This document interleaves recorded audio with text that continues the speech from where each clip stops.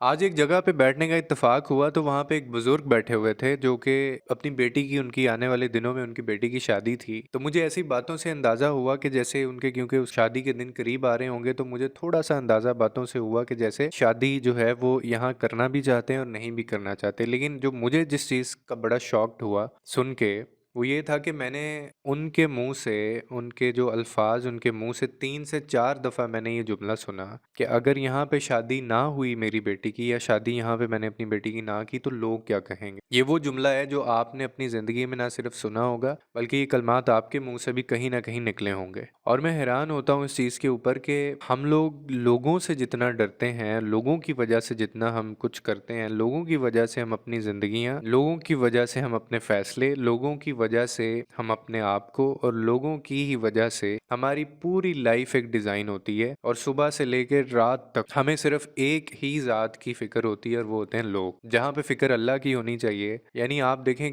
क्या टाइम आ गया है, क्या वक्त आ गया है कि हमें जहाँ पे ये समझना सोचना चाहिए कि अल्लाह क्या कहेगा या अल्लाह क्या सोचेगा, या और वो तो देख भी रहा है, लोग तो देख भी नहीं रहे, लेकिन डर खौफ हमें किसका है? लोगों का। तो मैं हैरान इस एक तो इस चीज़ पे मैं हुआ कि ये इंसान अपनी ज़िंदगी तो इसने लोगों के लिए गुजारी होगी, लेकिन अब आगे आने वाली नस्ल की ज़िंदगी भी उसी की भेंट चढ़ा रहा है। और लोगों की वजह से, यानी शादी अपनी बेटी की वहाँ करनी है, और वजह भी क्या है? वजह कॉम्प्लेक्स है कि रिश्तेदार चाहते होंगे या फिर फैमिली मेम्बर्स चाहते होंगे।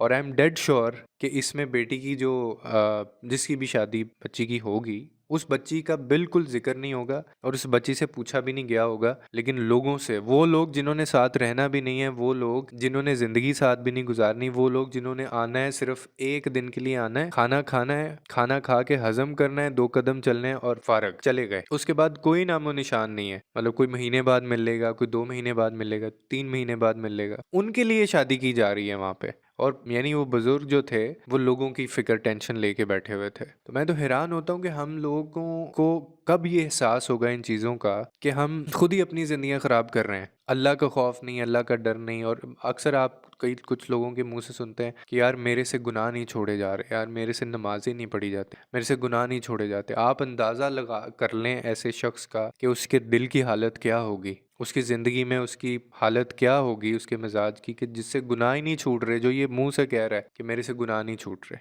मेरे से नमाज नहीं पढ़ी जाती। यार रिश्वत के बगैर तो गुजारा ही नहीं है। यार जब तक झूठ ना बोलो तो ज़िंदगी नहीं गुजरती। यार फ़ायदा ही नहीं है। मतलब आपको अब क्या करें, हालात ही ऐसे आ गए हैं, तो हराम भी कमा लें तो खैर है, तो उसको भी हम जस्टिफाई कर रहे होते हैं। मतलब क्या अल्लाह ने इतना हालात तंग कर दिए हैं हमारे ऊपर, या इतनी ज़िंदगी हमारी उसने हम पे तंग कर दी है कि हम यहाँ तक सोचने पे आ गए हैं कि इन चीज़ों के बगैर गुजारे नहीं। और फिर वो चीज़ें जो अल्लाह ने जिनको मना फरमाया, यानी कुरान में, आप ये समझते हैं इस चीज़ को, हम सब मानते हैं कि कुरान में जो चीज़ लिख दी गई है, जो चीज़ कुरान में है, जो अल्लाह के अहकामात हैं, जो हमारे नबी ने हमें सिखा दिया, जो उन्होंने कह दिया, वो हदीस जो है, वो बातें वही रहेंगी, वो ठीक हैं, और वो ता क़यामत बातें गलत ही रहेंगी। जो चीज़ें हराम हैं वो हराम ही रहेंगी। जो जिन चीज़ों से मना कर दिया गया, वो सारी ज़िंदगी जस्टिफाई नहीं हो सकता।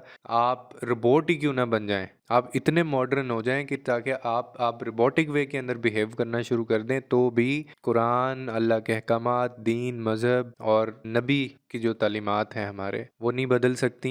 वो गलत ही रहेंगे। जो उन्होंने गलत कहा वो ठीक ही रहेंगी, जो उन्होंने ठीक कहा। ये आपके मेरे लॉजिक्स और आपकी मेरी दुनिया, इसकी टेक्नोलॉजी, मॉडर्निज्म, इससे कुछ नहीं बदलेगा। और एक मेरी गुजारिश है, जो जो मैंने शुरू में वीडियोस में बात की थी, कि लोगों को आपने अगर लोगों की फिक्र की सारी ज़िंदगी, तो कम से कम अपने बच्चे बच्चियों की तो जान लोगों से छुड़वा दें। अब आप उनके ज़िंदगी के इतने इंपॉर्टेंट दो ही तो 2-3 फैसले होते हैं इंसान की ज़िंदगी में। एक उसके करियर का फैसला है, एक उसकी शादी का फैसला है, और बस ये दो दो डिसीजंस हैं। ये दोनों डिसीजंस के ऊपर आपकी पूरी लाइफ डिपेंड कर रही होती है कि आपने जाना किस तरफ है, और आपका जो सफ़र है, आपकी जो जर्नी है, वो कैसी होगी। वो हिचकोले खाती हुई जाएगी, या फिर वो स्टेबल है, या डायरेक्शन क्या है उसकी। ये दो फैसले होते हैं, और इन दो फैसलों को भी अगर आप लोगों की वजह से लेना शुरू कर दें, तो खुद तो आपने अपनी ज़िंदगी लोगों के डर से गुजारी, अपने बच्चों की ज़िंदगी तो ना उसकी नज़र करें आप।